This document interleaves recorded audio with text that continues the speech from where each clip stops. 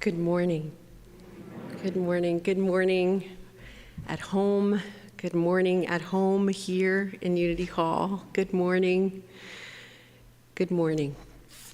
On this beautiful spring day where we express such relief to land in these warming temperatures, we land as well in the warmth of community. I have to begin by saying I'm so grateful to see so many people we haven't seen in so long. Foremost, Bill Hall. Bill Hall.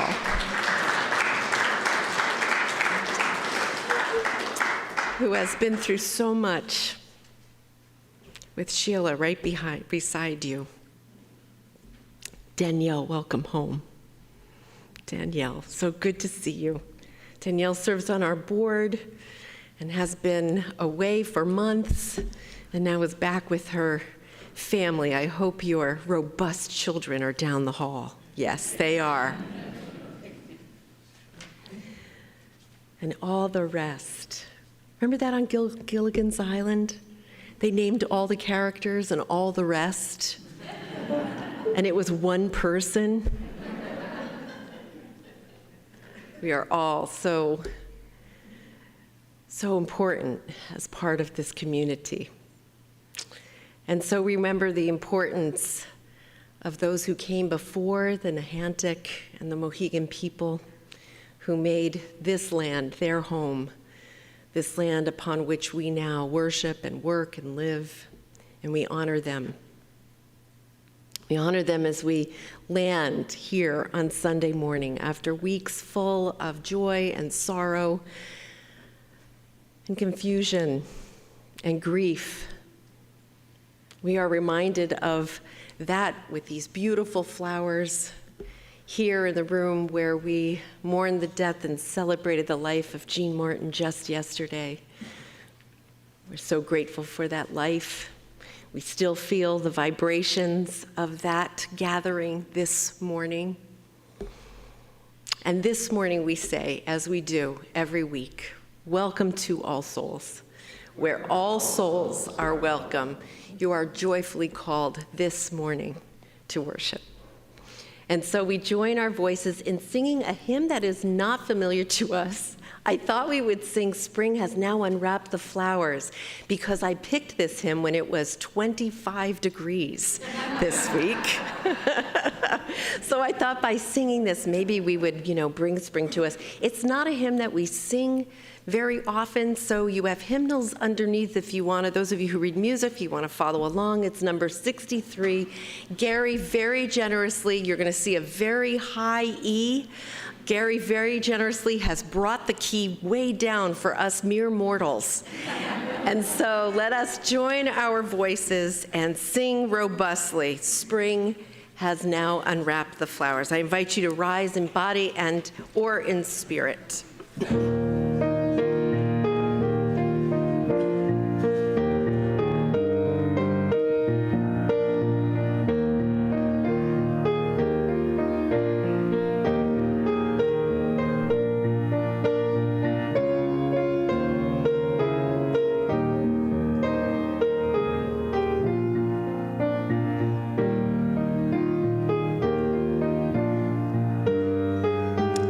Here we go. Spring has now unwrapped the flowers. Day is fast reviving. Life in all her growing powers. Toward the goal is striving. Lonely untouched cold. Winter time and frost time. Seedlings work through the mold. Now the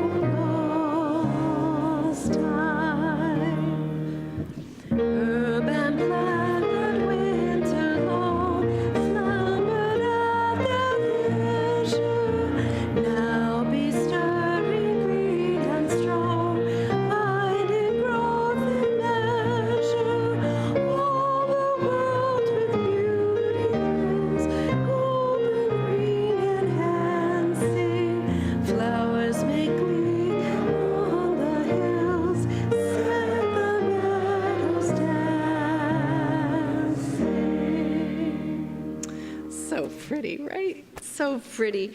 Welcome, welcome all. We always pause at the start to offer to each other a greeting of peace. This began back in 2001 in the wake of the terrible tragedy we all experienced, and it has continued ever since. And so let us use our elbows still, but you're free to move around the sanctuary. Peace be with you all at home. Peace be with you here. Raise your hands. Let's wave to everyone. Yes, there you are. We see you. If you are here this morning for the first time, I have to remember to do this now. Raise your hand so that we may greet you appropriately. We see you. We see you. Welcome, welcome. Was there anyone on this side?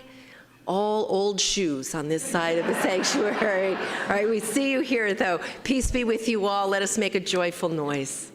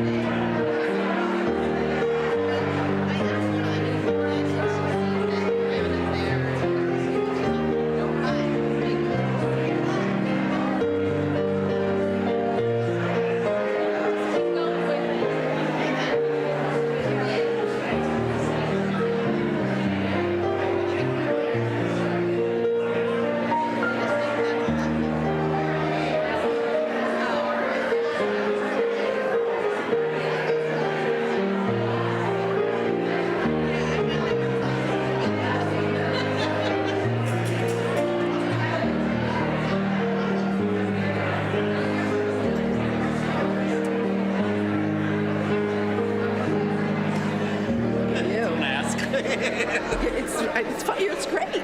It's great.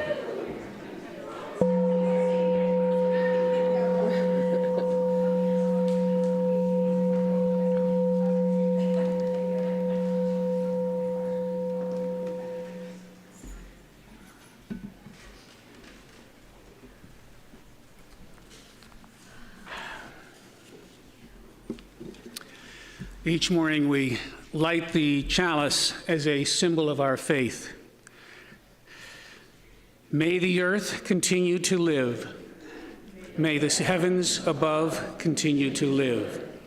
May the rains continue to dampen the land. May the wet forests continue to grow. Then the flower shall bloom, and we people shall live again.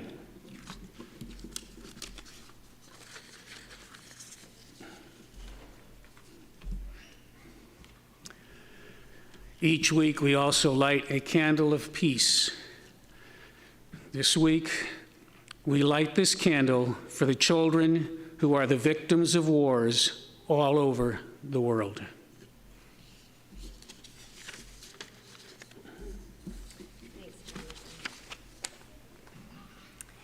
And now we invite our own children into Unity Hall for the story for all ages. Here they come.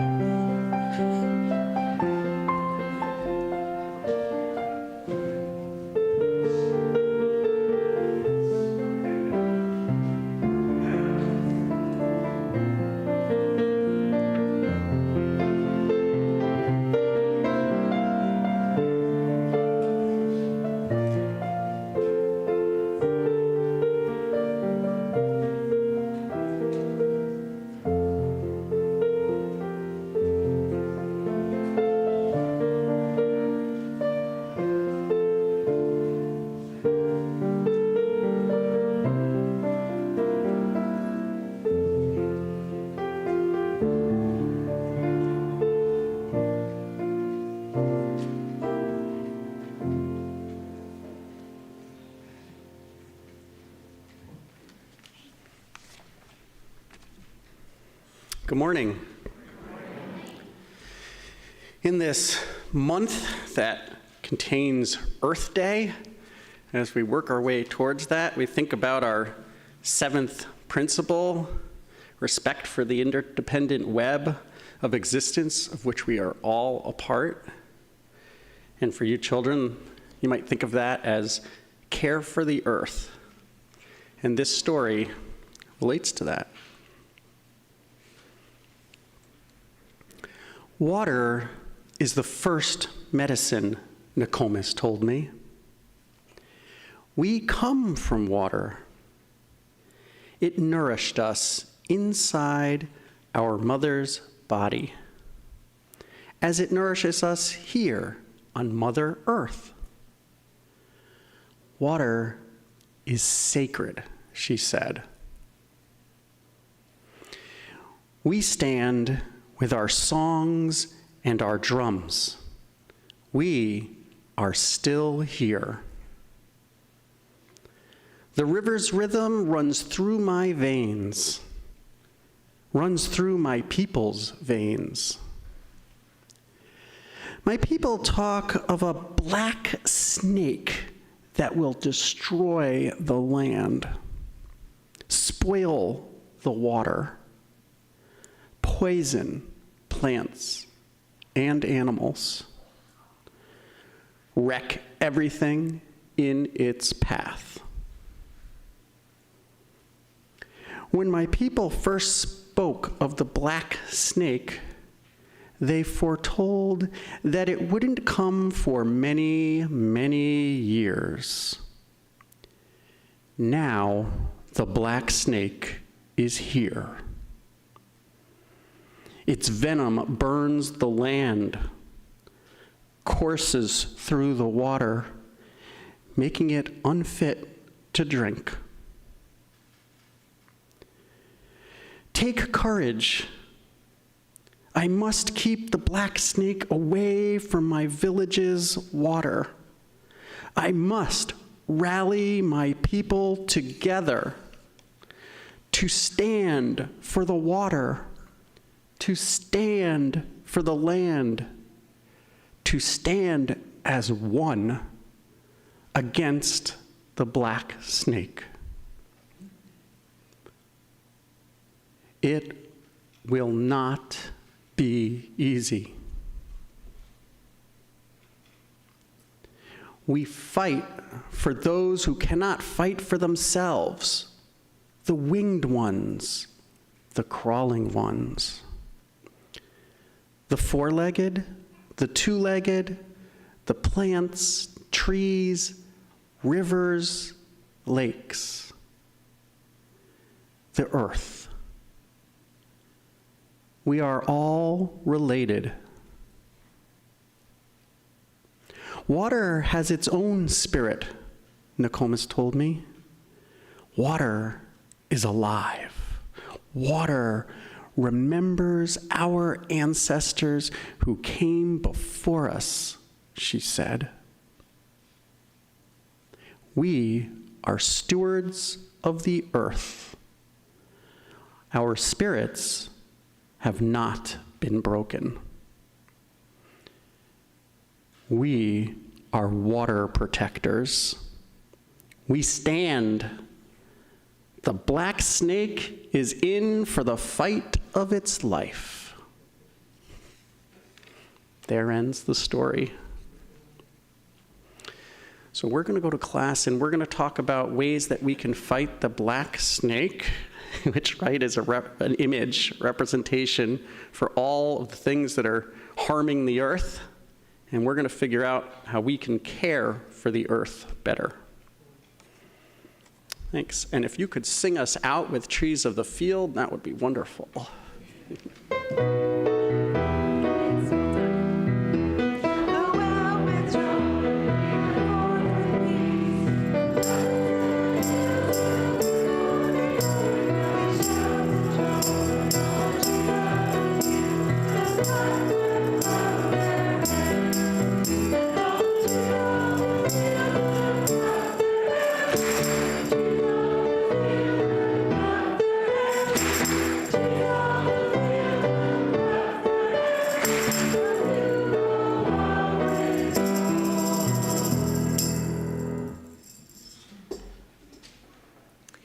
heavy story, right?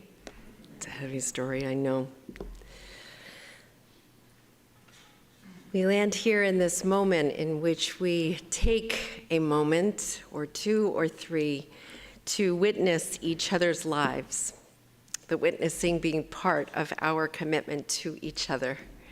And so we open this circle and this time for this sharing, and we begin by inviting all who are so moved to come forward and light a candle of intention. Those of you worshiping at home, this is the time that you may put into the chat the joy or the sorrow that you would like shared here in Unity Hall this morning. And so, let us begin.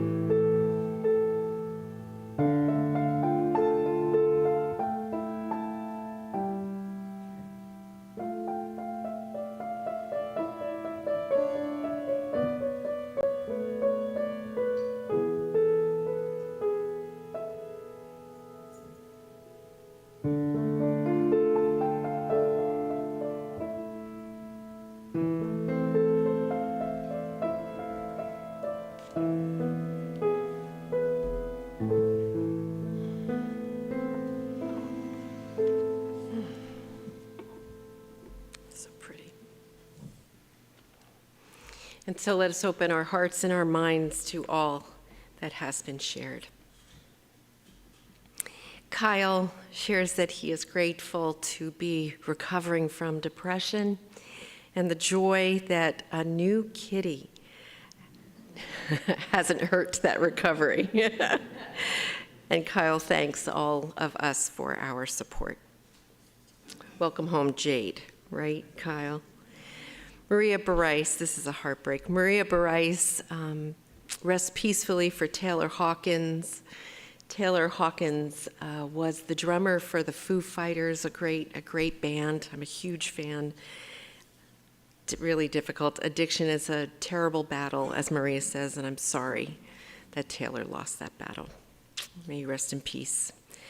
Lexi Capon shares, she had shared last week on the chat, but not soon enough for it to be shared more broadly here.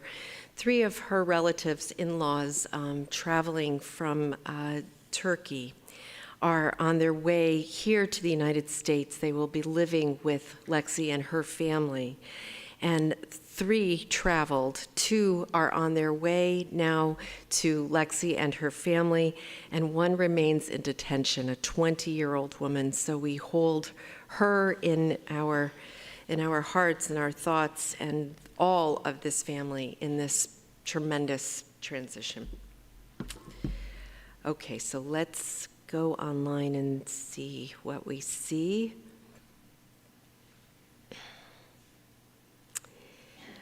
Kate Treadwell Hill shares that her friend Lisa died last Sunday, quickly and not in pain. Kate, we are sorry for your loss.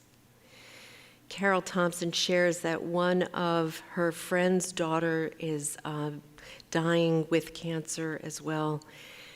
Real heartbreak. She is 36 with 3 children, so we hold this family. One of our own families have suffered that same loss, so bless their hearts. Bless their hearts, Carol. And I think that may be everything that is online. Oh, one more. Okay. Susie is sharing that there were 2 memorials for 2 women who had a huge impact on her church in California.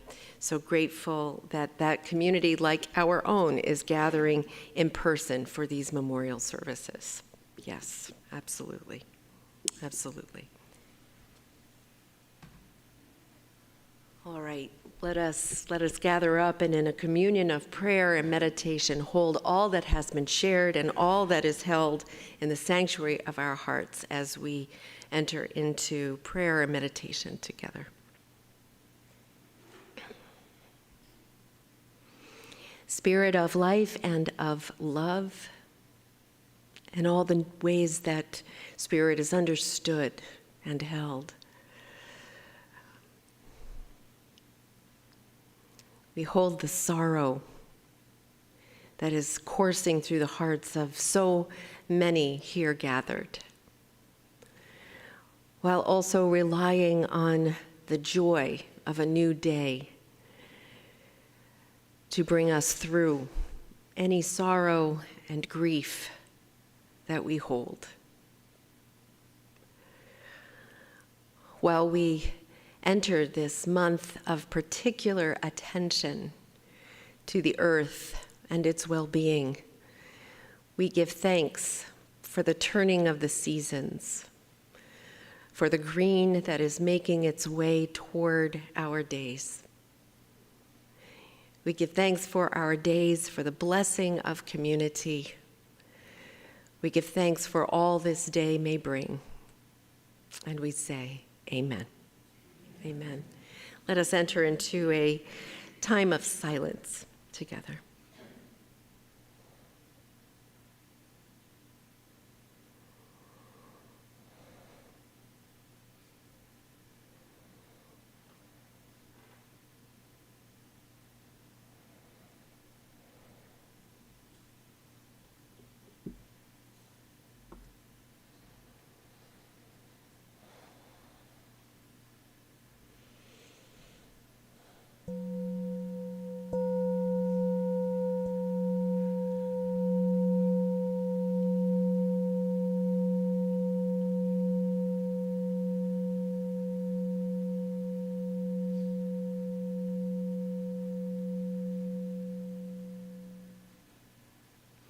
We will remain seated as we join our voices in singing, "There's a River Flowing in My Soul."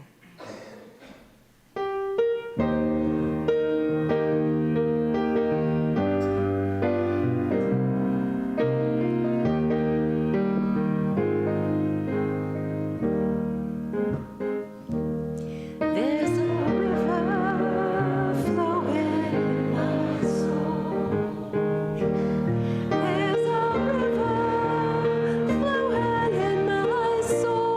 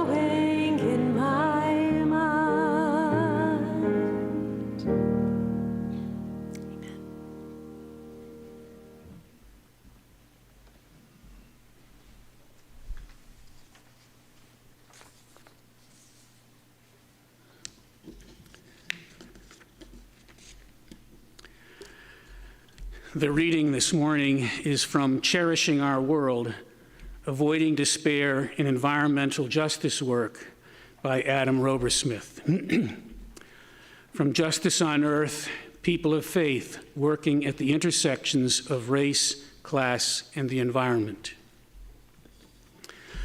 Whether we are concerned with other people or the planet, we should limit our impact, not because we are afraid, but because it's the right thing to do. Let us not make change because of some future hell, lest we link acting faithfully to fear rather than love, lest we link action to disaster rather than reverence.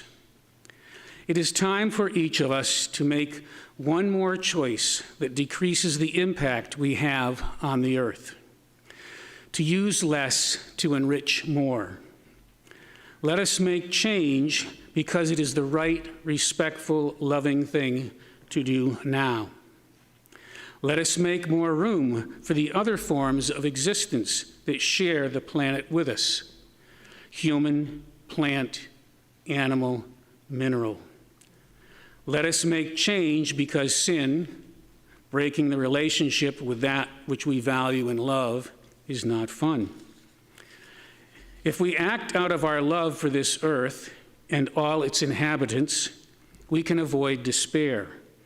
In this, as in all things, our theology tells us to choose faith and hope and deep, abiding love over fear, to act from the knowledge that we will save what is of great worth and sacredness to us. Let us refuse to be made immobile by fear and despair, instead choosing one more faithful action in every moment.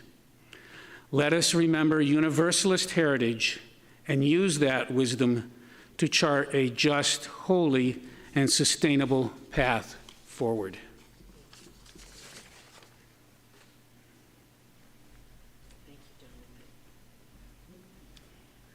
I'm so grateful to have Jonathan Harger serving as the liturgist this morning. He has been such a driving force in all of our efforts around environmentalism. So thank you, Jonathan, for that and for being here this morning. Last week, I reached back to my previous work as a sexuality educator, and this week again, I'm going to conjure that time of my life to share wisdom with you that would begin many a program or speech on safer sex, specifically. So with a show of hands, how many of you do something that you know isn't so great for you? Maybe you smoke, maybe you drink alcohol more than you'd like to. Maybe you take to the road with a foot too heavy for our country roads and highways. Maybe you eat more Reese's peanut butter cups than you eat broccoli. So show of hands, if you do something you know isn't good for you. Okay. So every hand in the sanctuary went up, I will note to all of you. And those of you at home, I am assuming that your hands are up as well. So now another question, a show of hands. How many of you know full well why you do this thing that isn't great for you?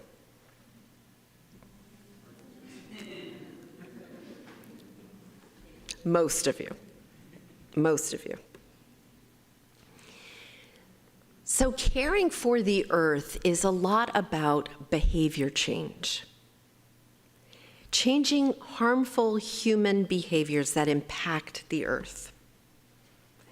What you've all just proven is that even though we humans know full well when something isn't good for us, that doesn't mean, and it's not motivation enough to change that behavior.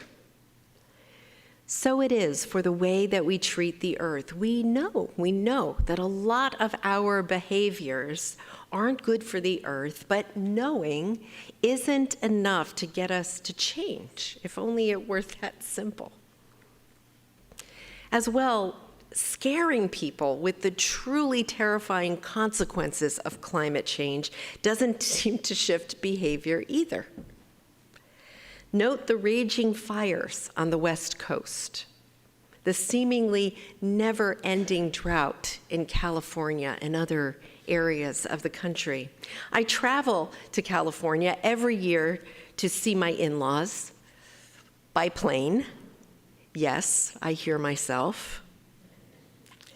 The scale of development is bewildering there, especially since so little of that development seems to be in response to the devastating problem of housing affordability and homelessness. Neither does shaming folks affect behavior change. And never was this clearer to me than one afternoon, while walking down the street, I watched a teenager throw trash down to the ground. And so without making a fuss, I walked up beside her and then made a bit of a show of picking up that trash and placing it in the trash can that was, I am not kidding you, 2 feet away from where she stood. And then I kept on walking without saying a word to her. But here's the crux of this story. She called after me, and to my astonishment, she said, "Thank you so much for not making me feel bad about that. Other people make me feel so guilty."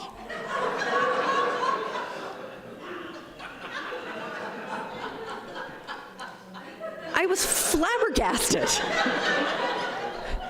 But all I could sputter out in the moment was, "You should feel guilty."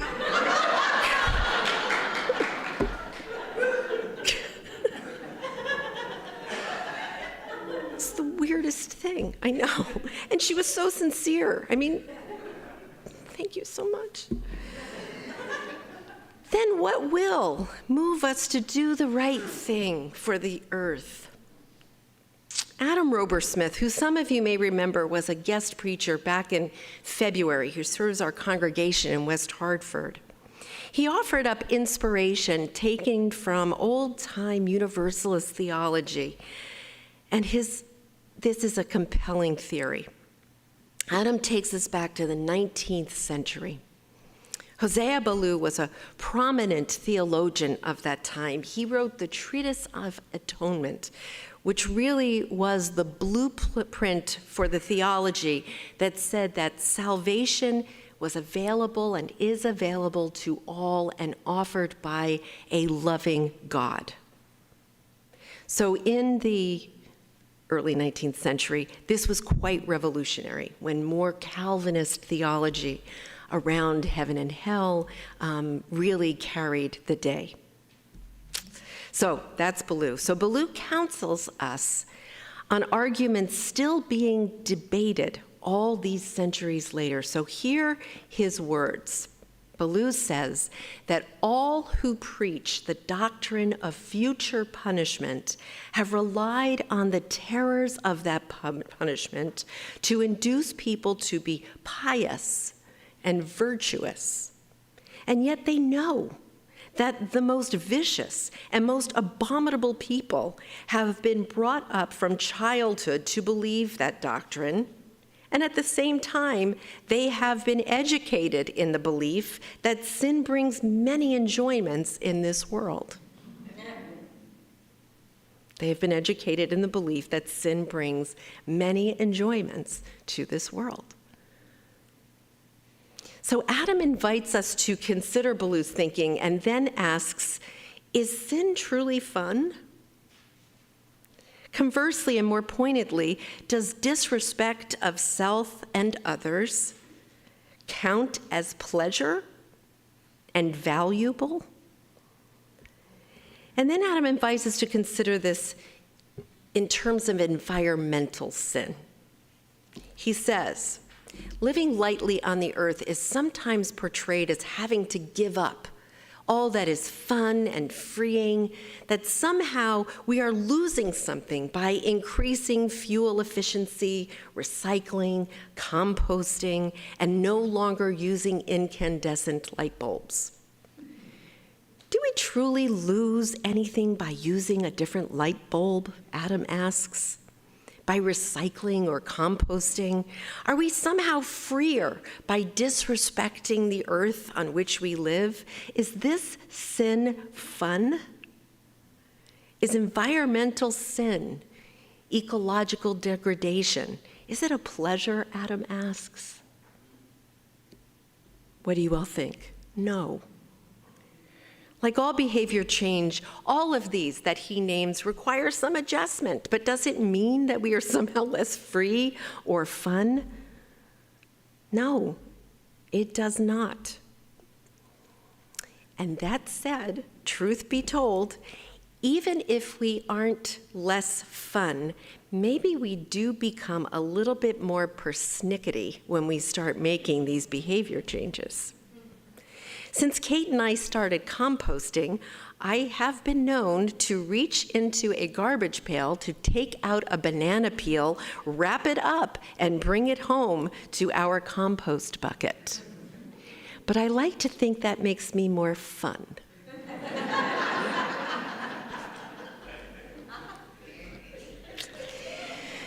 What should inspire us to go to these not really such great lengths is love. Nothing else. Love. Love more than fear. Loving the earth more than whatever we think the earth is worth. Love of the earth.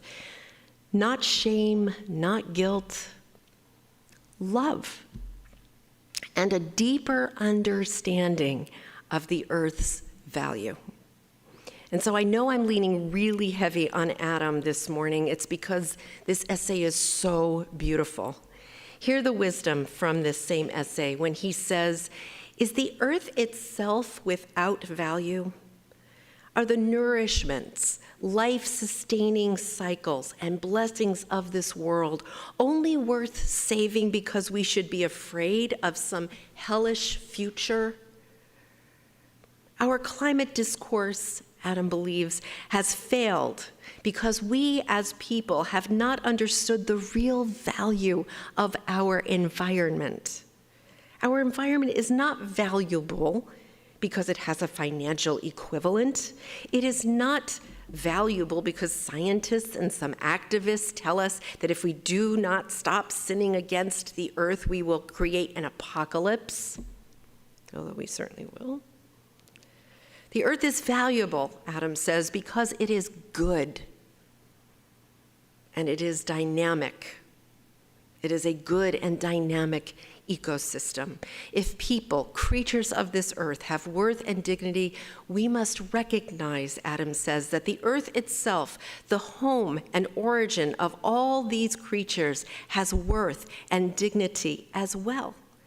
If we as a nation, a people, or a species loved this planet as our universalist ancestors understood loving God, we would have already made so many different choices about how we live on the earth and with each other.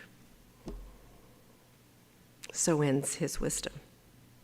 And I'll say it again for the folks in the back. Our climate discourse has failed because we as a people have not understood the real value of our environment. The earth is good. The earth is deserving of our love, and this love is what will best lead us to care for the earth, our home. Plus, when we are caring for the earth, we are less likely to let despair and grief get the better of us. So have you noticed a theme over the course of the past 3 weeks? There has been one, during which we have contemplated embodying peace while the world wars. The inherent worth of dignity of trans and queer youth in the face of draconian blowback in state legislatures throughout the country. In the midst of these horrors, the seduction of overwhelm and despair is real. But we have struggled together as we considered how to keep both at bay. And so today's conclusion is no different. Do something. Do something. Anything, anything will keep despair at bay on this front and will help the earth that we love. We are no good for the earth or for each other or for ourselves to give in to that truly demoralizing attitude that says there is nothing we could possibly do. It's too big. So this month's ministry theme is Unitarian Universalism's seventh principle, our covenant to affirm and promote the interdependent web of existence of which we are all a part. So let me share with you that we are nearly at the finish line that will see solar panels on the roof of this building.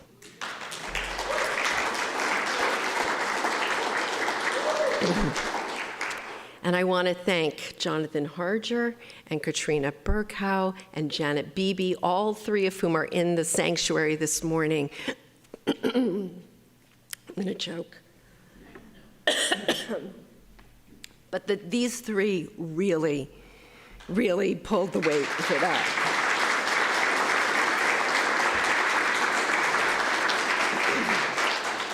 Thank you all. And they did this on all of our behalf because as a congregation, we know we need to do more.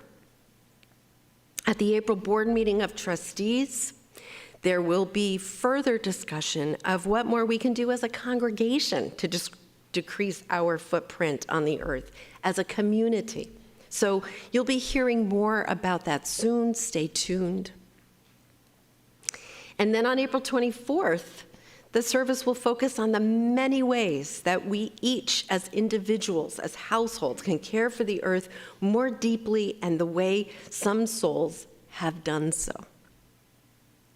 I know all of these steps are taken through loving the earth more deeply than we do. Not for its intrinsic value, not for some fear of some future apocalypse, but only because the earth is good, inherently good, and deserving of our love and our care. And so I hope you will be there for all of these next steps and your own. I hope you will be inspired by love to walk gently upon the earth. Amen. Amen. Let us enter into a communion of silence, holding close the love that we have for our home.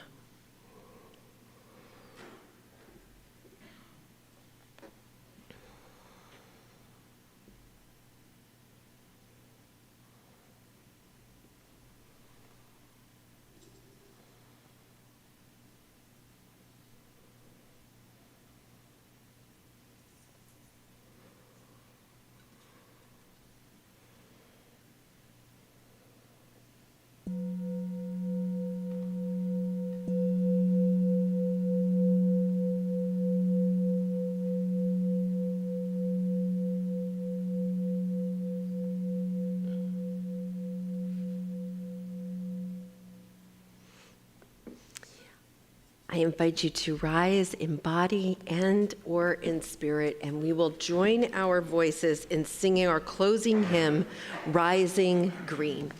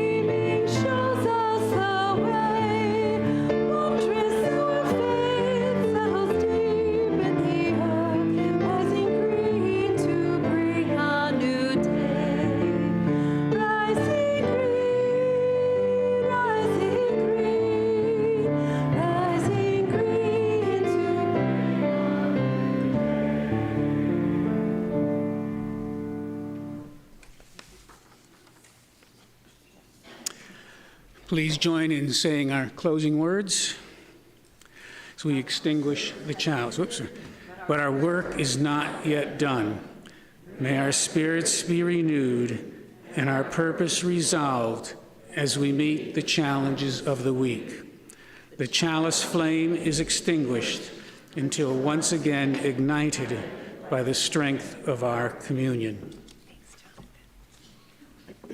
Those at home, I invite you to place your hand to your heart and reach out to the community just beyond. And in Unity Hall, let us do the same. The young girl in our Story for All Ages says this will be hard. And indeed, it will. But we will have strength and we will have courage as we do to keep despair at bay and the overwhelm that it causes. And so let us go hopefully, go in peace, and return again with great joy. Amen. Amen. I invite you to be seated for the postlude.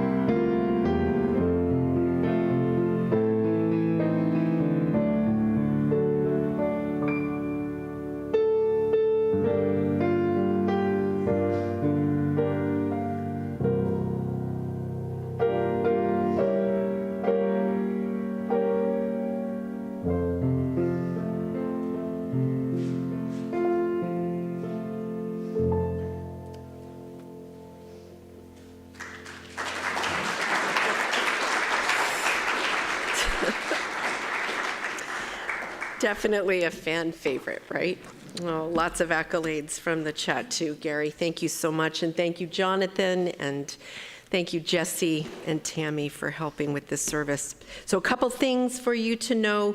Coffee hour has to end today by 11:30 because the room is being used for an exploring membership gathering.